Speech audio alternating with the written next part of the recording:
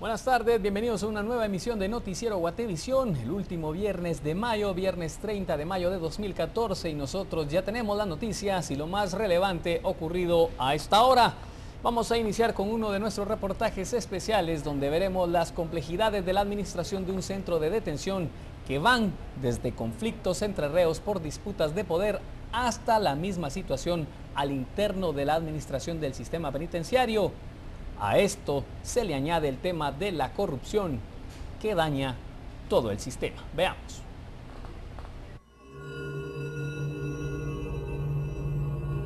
Desde que un director entra e intenta poner orden en una cárcel, de inmediato se ofrecen fuertes sumas de dinero para comprar su voluntad y dejar en manos de los delincuentes el control de los penales, como lo asegura alguien que bien sabe de ese tema. En el gobierno pasado entra un director de presidios y los reclusos del preventivo de la zona 18 dijeron que habían tenido que comprar su sector en 500,000 quetzales. Y hay 12 sectores a la venta. Son 6 millones de pesos. ¿Cómo se los van a...? Porque alguien lo tiene que pagar para ser el jefe. ¿Cómo lo van a recuperar ese dinero? ¿Sabes cómo lo recuperan? Cae en la cárcel. Y dependiendo de quién sos, cómo te llamas, qué función hagas, qué profesión tenés, es la cantidad de dinero que tenés que entregar. O te violan, o te cachimbean, o hacen lo que sea. Entonces pagás. Ahí se recuperan sus 500,000 pesos. Esta solo es una parte de la cadena de actos de corrupción que existe dentro del sistema penitenciario. A pesar que ya entró en vigencia la ley de equipos y terminales móviles que castiga con penas que van de 6 a 12 años de prisión a quien sea sorprendido utilizando o intentando ingresar teléfonos móviles o cualquier aparato que sirva para comunicarse al exterior de un penal, el problema persiste. El familiar de una interna lo describe. Pues mire, los teléfonos tienen un horario, ¿verdad? Porque a veces uno quiere llamar para adentro y no puede uno, ¿verdad? Entonces uno puede llamar a un horario, póngale de 10 de la mañana a 1 de la tarde, sí hay señal. O a veces muy noche, de 9 a 10 y media, 11 de la noche. También hay teléfonos celulares adentro, que ellas también tienen sus teléfonos y hacen llamadas. No conformes con las declaraciones, nos dirigimos a las casetas que se encuentran en las afueras del Centro Preventivo para Varones de la Zona 18, ubicado a unos pasos de Santa Teresa, y encontramos que ingresar un teléfono es tan fácil como pagar 400 quetzales por ello. ¿Usted sabe con quién puedo hablar por aquí para entrar a un teléfono?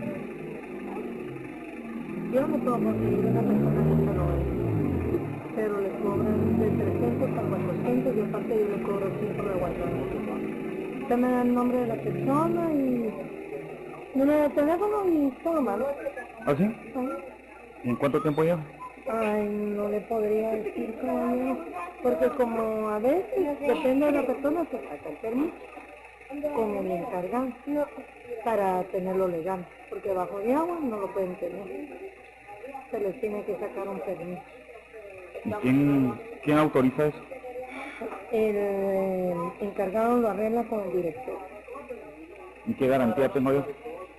Que la persona le llama a usted cuando ya lo tenga allá abajo. Ajá. Pero usted me tiene que decir a qué sector va, el nombre de la persona. ¿Cuánto me dijo? Yo le cobro 100 aquí y 300 se le cobran para entrar. Nosotros le conseguimos el permiso allá abajo. Porque para que él lo tenga legal, no tenga problemas, porque allá abajo si tienen teléfono, lo tienen que tener con un permiso. Porque si no se lo recogen y los cogen. En respuesta a ello, el vocero del sistema penitenciario indicó que se han dado casos y que se ha procesado a los responsables. Si nos vamos al 2014, al día de hoy ya son más de 40 personas los que han sido consignados también bajo esa sindicación. En nuestra visita a varios centros de detención se hizo evidente el ingreso de aparatos y accesorios o productos en donde el control no siempre es el adecuado en las cárceles. Por ejemplo, estos 3 ventiladores industriales o esta bolsa con carne que nadie quiso reconocer en la puerta del centro de detención. También realizamos una visita a la cárcel de Pavoncito, en donde el control del penal no está en manos del sistema, sino del capitán Byron Lima, condenado a 20 años de prisión por el asesinato de Monseñor Juan Gerardi. Y de alguna manera, dentro de su formación militar, logra algo que es poner orden dentro de los privados de libertad. Claro, esto, repito, tiene un precio que se paga, como es, hay algunos privados de libertad allí que se les brinda, llamémoslo así, algún tipo de protección o algún tipo tal vez de beneficio, de privilegio con relación al resto de la población condenada que se encuentra dentro de la cárcel de Pavoncito y que gozan entonces de estos privilegios y de esta protección que brinda Byron Lima. La mayoría de entrevistados coincide con estas opiniones, sin embargo, prefieren no dar declaraciones frente a cámaras. En otros temas, el que se describe a sí mismo como un superhéroe en la lucha contra la delincuencia, de repente se vuelve ignorante e incompetente cuando una gran operación se lleva a cabo. Con estas palabras cerró el fiscal suizo Yves Bertosa su argumentación de cierre en el proceso judicial que se lleva contra el exdirector de la Policía Nacional Civil, Erwin Sperrisen. Bertosa pidió cadena perpetua contra Sperrisen, quien tiene doble nacionalidad, e insistió ante el tribunal que el ex jefe policial estaba plenamente involucrado en el diseño de la toma de Pavón, que según él incluía la ejecución extrajudicial de varios presos. Fue un cobarde que dejó que otros hicieran el trabajo sucio, cerró el abogado europeo.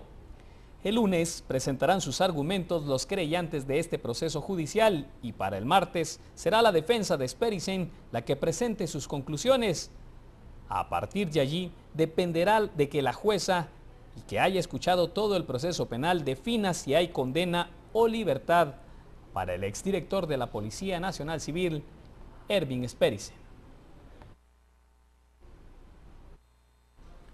Los diputados celebraron una sesión solemne por el aniversario de la Constitución en medio de discursos que invitan a modificar la Carta Magna, mientras otros diputados rechazaron la alternativa de reformas a la Constitución. 29 años desde que se promulgó la Constitución de la República, aquel 31 de mayo de 1985, se iniciaba el esfuerzo de la apertura democrática. Los principales partidos políticos de la época redactaron la Carta Magna. Al margen quedaban los sectores que se encontraban aún en la clandestinidad. Casi 3 décadas después, el ambiente de la ceremonia reflejó la intención de modificar la ley suprema. Los magistrados de la Corte de Constitucionalidad pidieron cambios en el sector justicia. Hemos manifestado la importancia de que se lleve a cabo una reforma constitucional exclusivamente en cuanto a la organización y funcionamiento del sector justicia. El Partido Patriota va más allá y pide analizar todo el texto. Las constituciones van desarrollándose con su sociedad, no están escritas en piedra, no son las sagradas escrituras. El texto incluye, según Gramajo, debatir la posibilidad de prolongar el mandato de Otto Pérez Molina. A criterio del político, todo es cuestión de que el pueblo decida en una consulta popular. Nosotros estamos discutiendo los artículos de la Constitución con personas ajenas al Congreso, con personas dentro del Congreso, levantar el tema para poder discutirse. Pérez Molina se manifestó interesado en prolongar los mandatos de los presidentes del organismo judicial, incluyendo al organismo ejecutivo. Si se discute la ampliación del periodo presidencial, debería también incluir el periodo de los diputados. Pero debería de haber relevo, creo yo, esa es mi opinión, y eso tiene que discutirlo a mitad de periodo. Ante esas declaraciones, las bancadas manifestaron su rechazo al intento de modificar la Constitución mediante el Congreso y con posterior consulta popular. Escuché las palabras del diputado Valentín Gramajo del PP. Bueno, entonces ya no es una casualidad, hay que tomar precauciones. Y lamentablemente vienen en mal momento las declaraciones del presidente, definitivamente a destiempo en un año preelectoral. No es ahorita el momento idóneo para que se entre a hacer una discusión de nuestra Carta Magna, hoy que se celebra el Día de la Constitución. Más que un distractor, sí es una intención macabra de parte del Partido Patriota y del presidente y sus asesores en torno a crear una iniciativa tendiente a querer prorrogar el mandato presidencial. Nosotros no lo vamos a permitir. La última vez que se reformó la Constitución fue en 1993, como consecuencia del autogolpe de Estado. En 1999, las reformas constitucionales de los acuerdos de paz no fueron aprobadas por la población. En ese entonces, la participación en la consulta popular fue mínima. Las palabras de los presidentes, las leyes no son inmutables, las leyes son cambiantes. esa norma pétrea se puede modificar, así lo dijo el doctor Molina Barreto, eso ya es delicado. Y más lo que se ha dicho, que esto no se necesita Asamblea Nacional Constituyente, sino una consulta al pueblo, un pueblo que muchas veces puede ser engañado. La Constitución se puede reformar por dos vías, por Asamblea Nacional Constituyente o mediante el Congreso y ratificación de consulta popular. Voces del oficialismo afirman que esta es la alternativa del PP. La bancada patriotista necesitaría el apoyo de la bancada líder para lograr dicho propósito. Grupo político que hoy se ausentó de la celebración del cumpleaños de la Constitución. Por una Guatemala en paz, Ben Keichin y Noé Medina. Y en este mismo tema, la Asamblea General de la Asociación de Diputados Constituyentes se ha pronunciado con un comunicado público por la pretensión de la prolongación del periodo de los puestos de elección popular.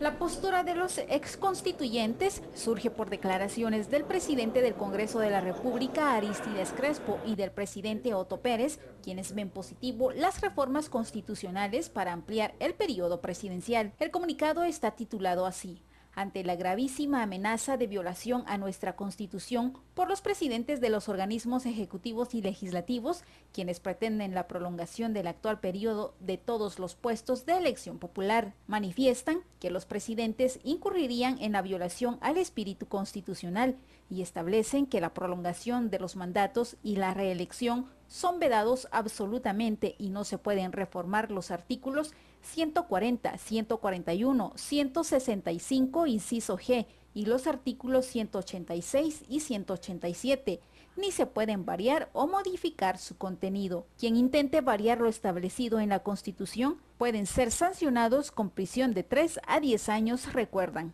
El comunicado también señala la sanción de 2 a 6 años de cárcel para quien haga propaganda pública u otras actividades a la reelección de la persona que ejerza la presidencia de la República. Al lograrse ilegalmente ampliar el periodo presidencial, alcaldes y diputados, la ampliación no puede aplicar a las autoridades actuales, porque fueron electas para un periodo improrrogable de 4 años sin efecto retroactivo.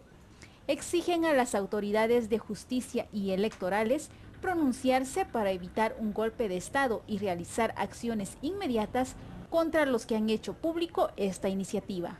Por una Guatemala en paz, Ana Lucía Morales y Byron Secaida. El proyecto Fénix iniciará su producción de ferroníquel tras permanecer más de 30 años paralizado por problemas de conflictividad. El proyecto está a cargo del grupo Soleil de Capital ruso. Hoy se hizo la inauguración y allí se encuentra nuestra compañera Mónica Obando, que nos reporta desde ese lugar. Adelante. La inauguración del proyecto de la mina de ferroníquel de CGN bajo el proyecto Fénix, el cual está inaugurándose con la participación del presidente de la República, el Ministerio de Energía y Minas, empresarios y el sector industrial. Algunos datos interesantes sobre esto es que tienen 470 millones de dólares que representará la producción anual de níquel. Además, 1.500 millones de dólares es la inversión que el proyecto ha tenido en total. 551 millones se han invertido en el proyecto en su primera fase y alrededor de 50 millones se cree que entregará la empresa anualmente al fisco en concepto de impuestos de ISR, IVA, timbres fiscales, IUCI, canon minero, regalías legales y voluntarias.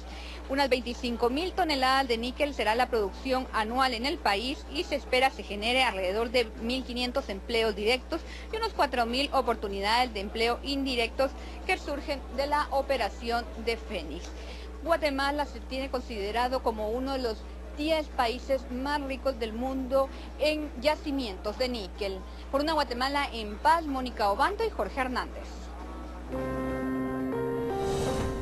Vamos a corte comercial, recordándole que tiene una cita con A Fondo de Noticiero Guatevisión. En los sucesos del día, una pareja es asesinada en la colonia Mártires del Pueblo en la zona 4 de Villanueva. Los detalles cuando regresemos.